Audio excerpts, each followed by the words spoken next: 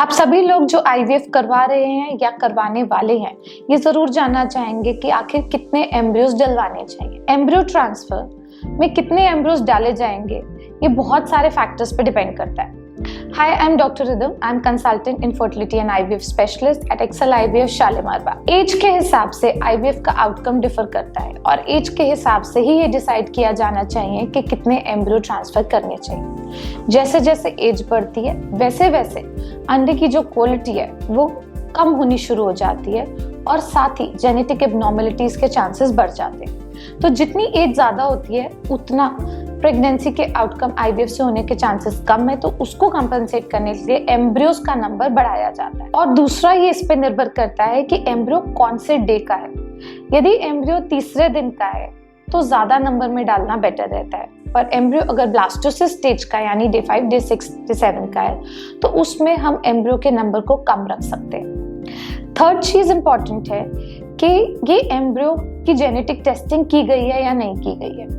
यदि एम्ब्रियो की genetic testing की गई है और वो नॉर्मल पाया गया यानी उसमें कोई जेनेटिक एबनॉर्मलिटी एन्यूप्लॉइडी नहीं है तो भी एम्ब्रियो का नंबर कम रखा जा सकता है। एज के हिसाब से यदि डिवाइड करें तो जो गाइडलाइंस कहती हैं, जो हमारा वर्ल्ड कंसेंसस है वो ये है कि 35 से नीचे अगर जेनेटिकली टेस्टेड एम्ब्रियो है तो चाहे वो डे 3 का हो या डे 5 का हो, एक एम्ब्रियो डालना पर्याप्त रहता है।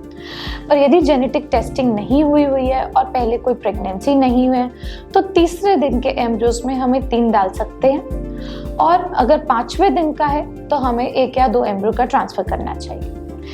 यदि एज जो है वो 35 से 38 के बीच में हो तो हमें जेनेटिकली टेस्टेड तो फिर भी 1 ही डालना चाहिए, पर डे 3 के एम्ब्रियो 2 से 3 डाल सकते हैं और डे 5 के एम्ब्रियो अगेन 2 डाल सकते हैं। अगर एज जो है अराउंड 40 है तो जेनेटिकली टेस्टिंग तो फिर 1 ठीक है, पर देन डे 3 के एम्ब्रियोज की मात्रा जो है वो 4 के करीब रेकमेंडेड है और ब्लास्टोसिस्ट के करीब 2 से 3। पर आपको ये शायद मालूम नहीं होगा कि हमारे देश का लॉ 2 एम्ब्रियोज का ही ट्रांसफर रेकमेंड करता है और इन रेयर सिनेरियोज मैक्सिमम ऑफ 3। सो यदि आपका आईवीएफ हो रहा है तो आपकी एज के हिसाब से, आपके एम्ब्रियोज की क्वालिटी के हिसाब से, आपके एम्ब्रियोज का डे के हिसाब से आपका एम्ब्रियोज का नंबर डिसाइड किया जाएगा। और इन सब के साथ मैं ये भी बताना चाहूंगी कि ये जरूरी नहीं है कि आपको एम्ब्रियोज ज्यादा ही डलवाने हैं। यदि आप एक ही प्रेगनेंसी चाहते हैं, ट्विंस नहीं चाहते हैं, तो इलेक्टिव सिंगल एम्ब्रियो ट्रांसफर भी पॉसिबल है, जिसमें एम्ब्रियोज की बढ़त लैब में ही देखी जाती है और बेस्ट एक एम्ब्रियो को ट्रांसफर किया जाता है।